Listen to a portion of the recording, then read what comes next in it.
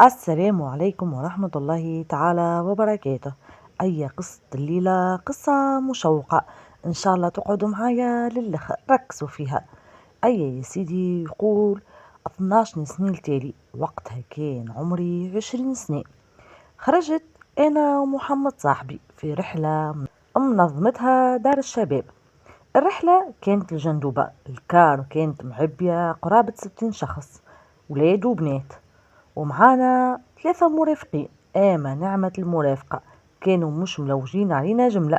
وهذا اللي خلانا أنا وصاحبي نعملوا عملتنا وقريب نشاقوا رؤوسنا وما نسبقوش الأحداث. بعد رحلة طويلة من جابس الجندوبة وصلنا سلامات، وهزونا المطعم فطرونا، وجاب ربي الفطور تابع الرحلة مش علينا. خاطر ما قلت لكمش اللي أصلا مشينا وما عندنا حتى فرنك، يدوب خلصنا حق الرحلة وطلعنا نضاف. الحاصل بعد ما فطرنا المرافقين قالوا أي نمشوا للجبل. دار اش اسمه نسيت، فيه منظر حلو وخضار وطبيعة. مشينا، لكن انا حسيتها طلوع الجبل تجربة ماسطة. جبت صاحبي وقلت له خلينا نسرحوا وحدنا، وتوا العشية نمشيو لهم للكا. جبدنا رواحنا منهم وسرحنا بين الاشجار والحجر. قال لي صاحبي كيفاش توا وين باش نمشيو؟ انا اصلا ما نعرفش وين باش نمشيو، حتى جندوبة اول مرة ندخل لها.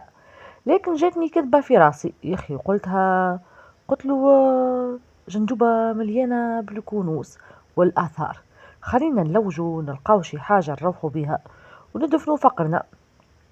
صاحبي حسيته فرح وبدي يحلم الديار والكراهب. قعدنا نمشي واحنا ماناش عارفين وين ماشيين اصلا. البلاصة كلها اشجار وحشيش، لا دابة تدبي ولا عصفور يطير. تعرفوه المثل متاع كذبة كذب كذبة وصدقها؟ انا عملت هيك. بعد ما كذبت على صاحبي بديت بالرسمي نلوج على حجرة فيها رمز ولا كهف ولا دار قديمة. حصيو أي حاجة نركزوا معاها وكهو. واحنا نمشي قابلتنا دار قديمة بنية خربة ومش متاع سكنة. قلتلو هذه الدار اللي لوجوا عليها، ظاهر فيها فارغة وأكيد باش نلقاو فيها حاجة. باش نحطكم في الصورة، تخيلوا الدنيا رايضة، الحس بايت، نسمعوا كان في النفس متاعنا وصوت أخطاوينا على الأرض. دخلنا الدار وأنا ما نكذبش عليكم، قلبي يدق، حسيته باش يخرج من بلاصتو، وحسيت اللي فما حاجة باش تصير. لكن لعبها شجاع ونطمن في صاحبي ونقول له ما تخافش، ما فما شيء، تبعني بركة. حليت الباب بالسياسة، دخلت لوسط الدار وصاحبي يمشي ورايا وحاط يده على كتفي. انا وقفت وقلت السلام عليكم يا اخي، ما فما حد. ودوبة كملت الجملة وصاحبي ورايا عيط وطاح عليا. انا من الفجعة نقزت وبعدت عليه، يخي طاح في القاعة. قربت له وقعدت على ركابي ونفيق فيه، وتجيني ضربة على راسي والدنيا كحالت في عيني. فقت، لكن لقيت الدنيا ولات ظلمة بالرسمي، يعني بقينا داخين أكثر من 5 سوايع. فيقت صاحبي وما حبيتش نزيد نفجعه، وما قلتلوش راني حتى انا تضربت. قلت له يا اخي شبيك؟ قال لي ما نعرفش، كأنه فما حد ضربني على راسي وطحت. وليت نبرول فيه وقلت له طاح عليك الباب وانا خليتك ترقد. كانك لاباس، خلينا نرجعوا للجماعة، ما عادش وقت. قيمته ونفصلوا دبشوا من الغبرة وجينا خارجين، لكن الباب تسكر علينا. حبيت نحلو شوية وتقويت عليه وشي، تقول واحد واقف البرا وشادد الباب ومسكروا علينا. بديت نضرب في الباب بساقي ونقول حل الباب، شكون البرا؟ الحكاية بدأت تصعب بالرسمي، الباب كأنه ملحوم في الحيط. نجبت فيه أنا وصاحبي وشي ما تحلش. فجأة بدأت البيبان الداخلانية متاع البيوت تتحل وتتسكر بقوة. طاخ طاخ، الدار الكل تقربع، والريح منين دخلت ما نعرفش. الدار كلها تقربع، الريح ما عرفتش منين دخلت، ولات تصفر في وذنينا. صاحبي مسيكن ركيبه ولاو يضربوا في بعضهم، عرف روحه اللي هو في مواجهة مع حاجة ما تتشافش، وهو ما هو حافظ شيء من القرآن. تلفت للقبلة اللي ما يعرفهاش وين أصلا، وبدا يأذن بأعلى صوت: الله أكبر الله أكبر، حي على الصلاة حي على الفلاح. أنا رغم الرعب اللي فيا غلبتني الضحكة، قلت له يا ولدي شبيك تأذن؟ يا أخي هي صلاة عشاء ولا باش تلم علينا جندوبة الكل؟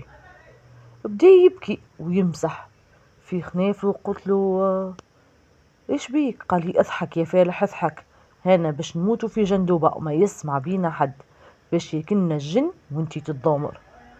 ولا يكبر ويصيح الله أكبر بكل ما عنده من جهد، وصوته يتردد في وسط الدار سبحان الله مع كل تكبيرة.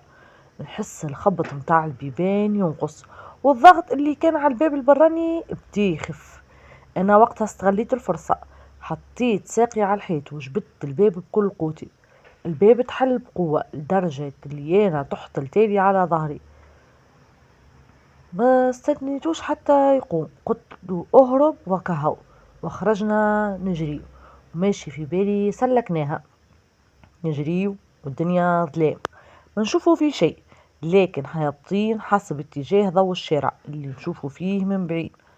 جرينا جرية النهار هيك لليوم ما زلت نتفكرها، والشوك يقطع في حوايجنا والحجر يضرب في ساقينا، واحنا متلفتناش ورانا. الخوف خرج الجرينة اللي فينا.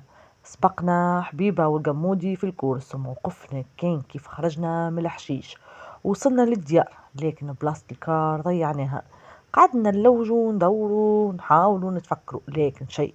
في طاح الليل وظلام تبدلت علينا. صاحبي ولا يبكي، وكل مرة يوقف حد يقوله بالله شفت شيكار متاع رحلة، واللي يشوف حالته يخليه يتعدى من غير ما يجاوبه. أكيد باش يقول علينا مهبلة دار منين مهاربين. بعد قرابات ساعة من البحث تعدينا من قدام المطعم اللي كلينا فيه. وقتها بدأت الذاكرة ترجع لنا، وتفكرنا الكار في الدورة اللي قبل الريستوران. أيا شديته من يده وقلت له صاي أيا معايا. قال لي لا ما عادش نتبعك انتي برا اخطاني. قلت له لا هاني تفكرت بلاصة الكار صاي. وما صدق كان كي وريته ريستوران وتذكر حتى هو وسبقني يجري. لكن كي وصلنا لا لقينا كار ولا لقينا شيء. انا قلت صاي بحرت علينا الجماعة روحوا ونساونا. وصاحبي قال لي لا اكيد باش يرجعوا بالك يلوجوا علينا. ايا قعدنا غادي واقفين نستنى، لكن بعد لحظات بديت نحس روحي نحب حاشاكم ندخل الحمام. قلت له برجولية لازمني ندخل. قال لي يقعد على المادة واستريح على روحك. قلت له لا لازمني ندخل. قال لي حتى انا. اي تلفتنا يمين يسار قابلنا جامعة. اي مشينا للجامعة بالزهر، الجامعة محلول والناس كملت صلاة العشاء وخارجين. دخلنا حاشاكم للطواليت، وقلت له انا دخلت اي نستريح على قاعدة. أيا وقعدت نغني في ألف يا سلطان والهجر عن كواني. وراو صاحبي برا يقول لي كملت. أيا بعد ربع ساعة خرجنا، لكن وصلنا لقينا الباب مسكر. أيا تلفت لصاحبي وقلت له كبر وحل الباب. قال لي يا صاحبي جماعة جنبوبة ما يحبوناش، وين ندخلوا البلاصة يسكروا علينا الباب. أيا كيف عرفناها الحكاية مسكرة.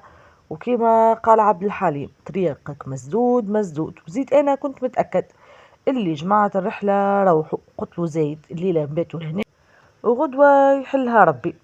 أي حبيت نحل الباب اللي دخل الجامعة لداخل، لقيته مسكر، ولقيت بيت محلولة فيها زوز صنادق اللي يهزوا فيهم الميت، وكل صندوق في وسطه زربية. أنا دخلت في صندوق وتمديت وقلت له يشد فرشك. قال لي لا مستحيل نرقد بحذا 70 ميت. خلاني ومشي رقد تحت الحيط البرة. انا بعد الجري والتعب طول دخلت في غيبوبة. ما فقت كان على الله اكبر، الصلاة خير من النوم. بقيت نلوش نستخيلوا صاحبي ما لقيت شيء. انا تعب وداهيخ رجعت رقدت مشوى، وعاودت فقت على واحد يقرأ في الفاتحة والناس تقول آمين وبعد يقرأ في قرآن. أيا قمت لقيت روحي في نعش الموتى، وأنا ناسي الرحلة وناسي اللي صار. نستخيل روحي ميت والناس تقرأ عليا. قلت لله ما أعطى وله ما أخذ. ورجعت تمديت وجيت باش نرجع نرقد، لكن وقف صاحبي نستخيله ناكير باش يسألني من ربك. قلت له الله ربي والإسلام ديني ومحمد رسولي. قال لي قوم يا سيدي الشيخ خلينا نخرج قبل ما يسكروا علينا الباب مرة أخرى.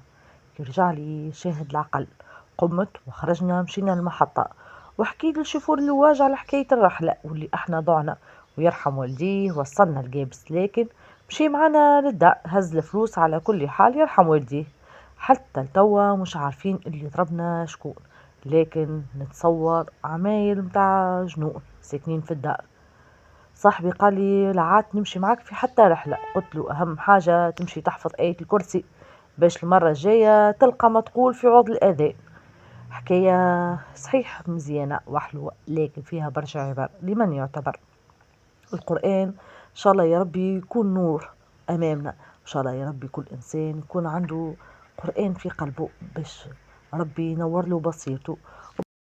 وهذه قصة بسيطة لشبابنا اللي مش حافظ القرآن، لشبابنا اللي حافظ الأغنية، لشبابنا اللي في غمضة عين ينجم يمشي. إن شاء الله ربي يهدينا ويهديكم، قولوا آمين. إن شاء الله يا ربي ينور بصيرتنا يا رب العالمين. دمتم في أمان الله.